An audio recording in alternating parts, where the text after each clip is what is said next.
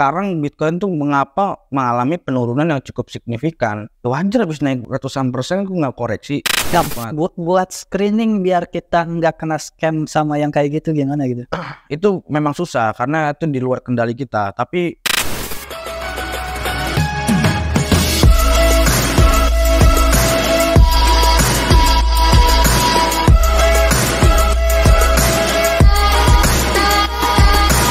kemarin sempat nemu juga di channel YouTube gitu. Jadi emang ada orang yang trading tidak menggunakan teknikal, tidak menggunakan fundamental. Jadi dia ngeriset sosial media gitu. Jadi dia cari cuma dari sosial media gitu apa sih yang bakal terjadi gitu. Jadi kalau orang banyak searching Bitcoin gitu. oh mungkin nyari hype-nya juga. Iya, jadi Karena mungkin money inflow-nya Pak. Apa yang lagi trending. Memang kalau misalnya kita screening koin-koin micin, itu memang kita cari yang trending. Cari yang trending. Yang lagi diomongin sebagai macam, karena kita memanfaatkan money inflow-nya. Ya, jadi semakin banyak orang yang searching itu di Google gitu, itu bakal naik katanya. Ya mungkin hanya dia, mungkin lain belum bisa nyoba. Iya. Ya beberapa orang mungkin bisa, karena mungkin masing-masing orang punya metode sendiri untuk menghasilkan uang. Ya cuma masalahnya seberapa besar impact-nya gitu dari berita, ya istilahnya isu kan, berita bisa ngefek gitu. Lumayan Pak. Lumayan. Kalau untuk Bitcoin ya. Untuk Bitcoin Lumayan. Kalau misalnya memang berita itu benar-benar viral sampai masuk ke media dan lain sebagainya dan trending di Twitter, itu impactnya ngaruh Pak. Meskipun nggak benar ya. Iya. Tapi nanti langsung balik lagi gitu. Ya. Nah, makanya banyak orang yang keperangkap gitu kan. Ya benar. Kita udah panic sell, ternyata beritanya fake, naik lagi, nyesel. Iya, kayak berita apa gitu saya waktu itu lupa. Ya saya juga kena stop loss, jebret, naik lagi harga. Berita itu. Siapa yang ngeluarin beritanya? Nggak tahu saya juga. Kayak gitu kita nggak tahu sumbernya. Ya media asal posting segala macam tanpa siapa yang buat posternya sih kita nggak tahu. Saya juga nggak tahu cara ngelacak kayak gimana. Ya padahal Indonesia ini penduduknya banyak gitu, berarti bisa dong bikin hype sendiri gitu. Kalau sampai keluar sih bisa Pak. Nah. Kalau cuma hype di Indonesia, mungkin market cap-nya Bitcoin gerak cuma sedikit lah. Market cap-nya udah kan triliunan dolar. Ini ada yang lain nggak di internet yang belum gitu, yang belum banyak orang tahu gitu? Mungkin koin, altcoin gitu. Oh, altcoin ya. Yang belum banyak orang yang tahu, tapi Mas Abdul Rojak sendiri yang tahu sendiri nih. Saya sih pegang WLD. Saya berani kalau ngomong di media, saya berani ngomong WLD. WLD, WorldCoin. Karena kalau kita ngomong yang lain itu risk gede. Buat muterin uang ketika Bitcoin turun, mainnya di micin Pak. Iya. Ya untuk narasi politik tuh. Nah, bahwa venture capital pun membeli Pak. Itu ada yang namanya koin Trump. Nah itu bisa. Tapi nggak saran beli ya. Itu ada di jaringan Solana sama di jaringan Ethereum. Nah ya, kalau itu kan emang dulu pernah dijadiin buat ngitung sentimen juga kan, sama si calon presidennya. Soalnya awal kalau nggak salah pas Obama naik gitu, ada yang ngeluarin koin gitu, koin Obama sama si lawan Obama gitu. Jadi dia ngeluarin koin, kalau Obama menang dia bakal beli lagi $1. Iya. Dan itu memang bener-bener ngaruhnya kalau koin micin ya. Bahkan projectnya pun nggak ada, ya memang sekedar meme. Bahkan di websitenya pun sudah tertera ini hanya sebatas meme, bukan ada afiliasi kita mendukung si Joe Biden atau Donald Trump. Ya memang hanya senang-senang. Itu impact Pak. Iya. Donald Trump kemarin saya kan saya nge-hold juga ya Trump sama Trump ketika dia debat sama Joe Biden ya itu naik Pak sangat. Selesai debat tidak ada pembahasan mengenai regulasi kripto di US, turun langsung, untung udah TP gitu kan, nggak bisa cepet-cepet. Ada lagi namanya koin Daily, saya malam-malam gabut ngeriset sendiri, ada namanya koin Daily, saya beli di 200.000 market cap, 2 hari Pak, naik 4 juta market cap. Ya pegangan wajib sih Solana ya untuk altcoin, jangan dilepas, turun average down aja. Itu bagaimana kalian belajar dari mindset dan fondasi investasi kalian. Nah itu kan tadi jangan dilepas Solana gitu. take profitnya kapan kalau nggak dilepas? Take profitnya nunggu bulan. Kan Bitcoin aja belum sampai 120.000. Jadi kan perputaran uang money inflow-nya itu Bitcoin naik dulu, setelah itu Ethereum, baru Solana. Ini market cap besar. Baru altcoin yang kecil-kecil, medium market cap. Setelah itu koin-koin micin yang kayak PP, Bong pasti naik semua. Kayak dulu Shiba, baru penutupan bear market lagi. Udah koreksi lagi tuh Bitcoin. Sampai 4 tahun ke depan koreksi. Apa? 2 tahun setengah, 3 tahun lah. 2-3 tahun. Berarti itu enggak disarankan tidak beli apa gimana gitu pada saat? Kalau ketika bear market itu disarankan untuk belajar ya. Untuk belajar, mendalami segala macam. Dan kita hanya bisa future trading ya, untuk nge-short. Kita nggak bisa beli spot market, itu pasti harganya turun terus, Pak. Kalau di bear market itu ketika kita membeli sebuah koin, kalau nggak stagnan ya turun terus itu harga koin. Kalau sekarang enak, orang semua berspekulasi, beli tes naik semua. Makanya sekarang itu banyak orang yang jago-jago analisa. Aduh, saya mah pusing banget, Pak. Nggak bisa saya ngeliatkan kayak gitu. Kayak dia merasa paling bisa trading, merasa paling bisa jago segala macam, cek di grup orang. Aneh orang kayak gitu tuh. Kenapa kali? Iya. Tapi ya emang wajar gitu pada saat bull market banyak orang yang seperti itu gitu. Tapi begitu bear market hilang. Nah, setuju banget, Pak. Pasti banyak yang hilang. Hilang mereka. Soalnya mereka nggak tahu mesti ngapain. Ya. Karena ya dia kerja cuma trading. Kalau XAU kan yang terus ya, ya enak ya. XAU atau Forex dan sebagainya. Dia tidak ada event yang kayak Bitcoin 4 tahun sekali itu nggak ada. Jadi ya enjoy gitu ya, trading. Emang kalau misalnya Bitcoin ya seperti itu aja sih siklusnya.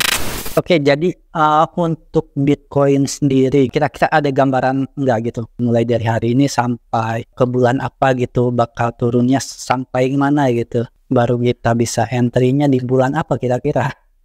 Kalau misalnya kita entry ini, kita melihat profil resiko dari seorang investor tersebut. Dia tipe orang yang apa? Yang pasif, yang konservatif, atau yang agresif. Yeah. Nah, kalau misalnya memang agresif, tinggal tunggu aja di area support yang benar-benar kuat atau di area gap di sekitar 52 dengan melakukan metode lump sum. Dia beli sekaligus langsung all in. Banyak orang yang, tapi biasanya rata-rata nggak kejemput. Yeah. Tapi kalau seorang investor ini adalah konservatif, udah DCA aja tiap bulan atau tiap minggu. Udah itu pasti profit itu. Metode paling profitable menurut saya. Itu dollar cost average. Siapin dana $1.000 ya, contoh $1.000, ya tiap minggu beli berapa dolar, katakanlah setiap minggu $10 atau setiap hari $10, setiap hari $10. Gak usah ngeliat harga naik turun, itu nanti pasti profitnya lebih besar. Atau yang pasif ya, dia agak hati-hati kan, memang dia nyari resiko yang benar-benar hampir nggak ada. Dia cicil setiap bulan. Dia hampir sama kayak DCA, cuma memang dia dananya bener-bener yang hati-hati banget, Pak. Dia nggak mau namanya kerugian dikit, nggak mau. Kalau yang pasif itu mending hapus aplikasi aja kayak gitu tuh. Aneh orang kayak gitu. Memungkinkan nggak untuk di hedging di futures gitu? Saya nggak nyaranin sih, Pak. Nggak nyaranin. Kalau sekarang ya enak di spot sih, Pak. Enak di spot dari ketimbang future itu nanti ketika bear market kalau saya. Jadi pada saat bull run ke atas setelah berhenti, take profit apa tetap didiamin? Take profit, kecuali Bitcoin. Bitcoin saya udah nyiapin beberapa wallet. Wallet yang pertama itu saya jual di 2030. Wallet kedua buat nanti saya nikah ya, ngelamar. Iya. Satunya ya buat nahan porto aja satunya. Nahan porto.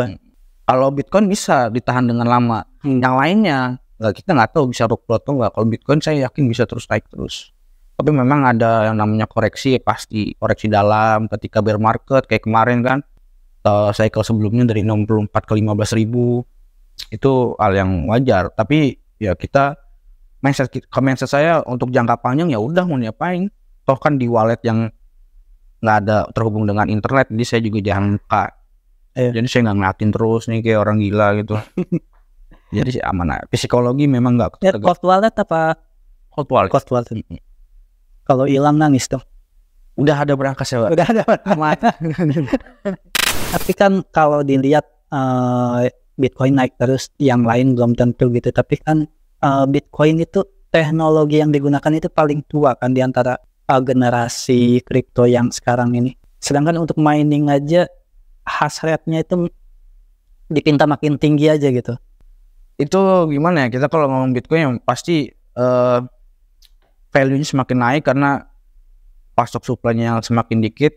Terus untuk teknologi untuk memperbaruinya itu terciptalah yang namanya altcoin. Altcoin ini untuk apa? Menopang kekurangannya si Bitcoin. Kayak misalnya transaksi. Kalau misalnya kita transaksi menggunakan jaringannya Bitcoin, mahal Pak. Muncul nih Solana. Tadinya kan Ethereum. Ethereum gas fee-nya mahal. Muncullah Solana. Akhirnya Ethereum membuat layer 2 namanya Arbitrum. Jadi kita bisa bertransaksi di atas jaringan Ethereum tapi menggunakan jaringannya Arbitrum, lebih murah gas fee-nya kayak gitu, untuk saling menutupi sebenarnya. Jadi altcoin ini untuk membentengi Bitcoin, untuk menjadikan terbarukan teknologinya dan semakin aman. Ya berarti untuk transaksi gitu misalkan tetap aja pakainya altcoin dong, bukan Bitcoin. Tergantung dari nominal Pak. Tergantung dari. Kalau misal kita uangnya triliunan, katakanlah 10.000 Bitcoin, ya pakainya Bitcoin aja karena lebih murah. Sekarang kalau misalnya kita dana cuma 1 juta, gas fee-nya $10 ya kan berasa Pak. Nah kayak gitu. Kalau misalnya kita dana nih cuma $60, terus kita ngirim duit pakai Bitcoin, sedangkan transaksi Bitcoin itu gas fee-nya sekitar $8-12. Ingat saya sih waktu itu. Ya habis satu duit saldo kita. Yang penting pakai yang lain. USDT transfernya pakai Arbitrum atau Tron, cuma $1 kayak gitu. Atau bisa pakai Polygon, itu lebih murah tapi lama datangnya gitu. Jadi sebenarnya butuh juga dong altcoinnya. Ya sebenarnya butuh untuk membackup kekurangan dari segi keamanan dan lain sebagainya tuh saja saling nutup. Jadi memang benar-benar sebuah ekosistem. Ada social file-nya, ada DeFi-nya, ada siapa yang untuk pengamanannya, kayak gitu. Memang udah lengkap. Masih bisa dibilang baru juga dan belum benar-benar perfect juga, masih banyak kurangnya juga sebenarnya. Oke, selanjutnya gitu mungkin ya, ini masalah ini aja bukan terlalu ke kripto gitu. Jadi aktivitas gitu selain di kripto apalagi? Aktivitas selain di kripto nggak ada sih. Nggak ada, cuma nyari airdrop aja gitu. Ya nyari airdrop, ngopi aja udah. Lalu kalau misalnya saya boleh ngejelasin tentang belajar investasi dari awal, itu saya menerapinya di kehidupan. Contoh, kita mau bikin sebuah trading plan. Kalau kita mau investasi atau trading, kita wajib buat trading plan. Nah, bagaimana kita bisa menerapkan trading plan ini dengan konsisten, sedangkan di kehidupan ini kita nggak bisa. Contoh, kita bangun pagi dulu dari jam 7 pagi atau dari jam 5 pagi deh, kita sholat subuh dari jam 5 pagi. Sholat subuh. Setelah sholat subuh nih ngapain? Diisi waktu kita olahraga. Oke, kita olahraga.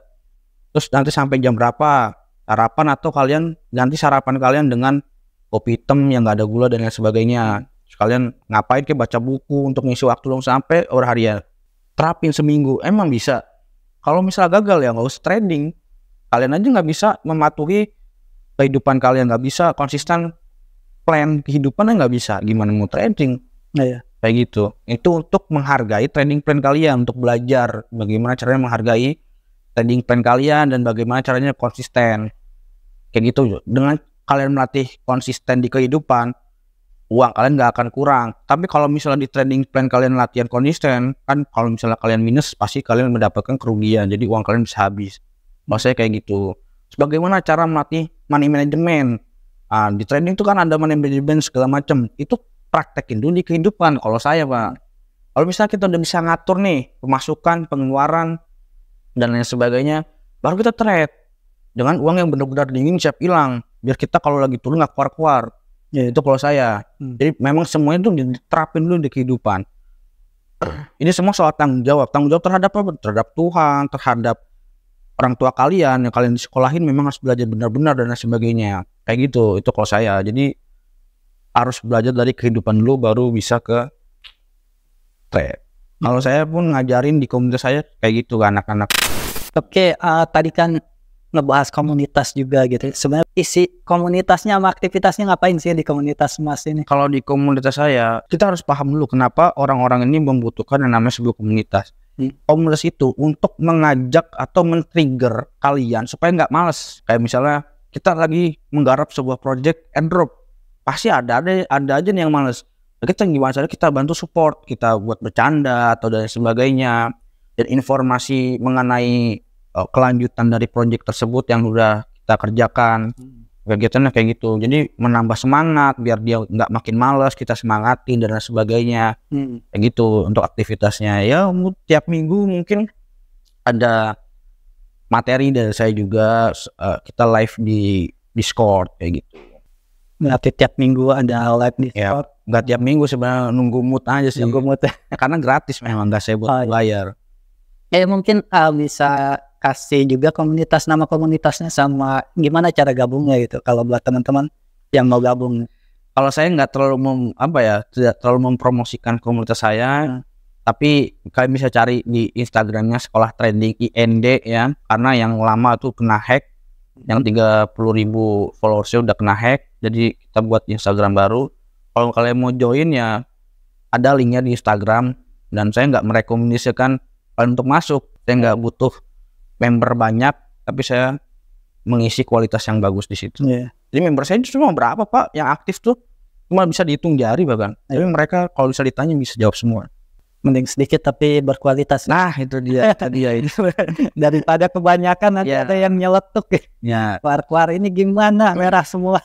Karena kalau keramaian juga saya nggak bisa ngontrol anak-anak gitu. Karena saya suka ngontrol yang lain, nih siapa aja nih yang sering aktif. Oh ini anak kayaknya nggak bisa nih, berarti harus diajarin lagi cara begini sistematis. Jadi mereka bisa semua walaupun sedikit. Ya pernah nggak kemasukan member yang ternyata ngerasa so pinter gitu?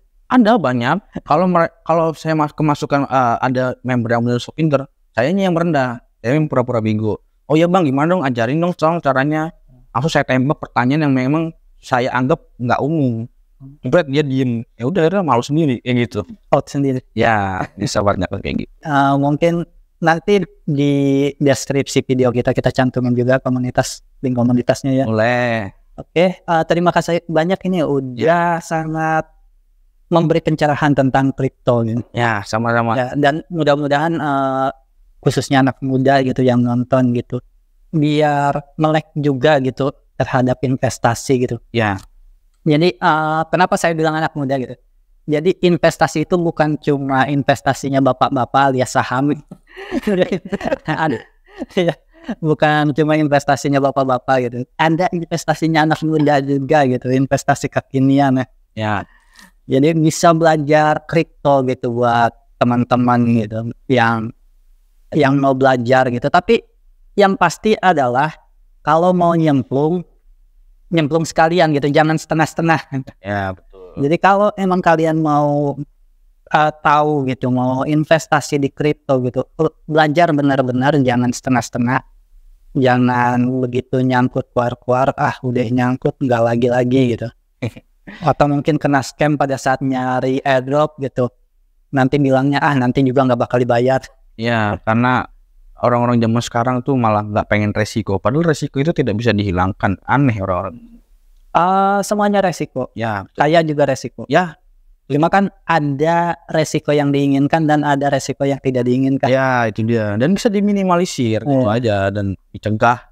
Oke, jadi mungkin itu saja untuk podcast kita kali ini, dan semoga mungkin kedepannya kita bisa membahas kripto lebih dalam lagi di kemudian hari.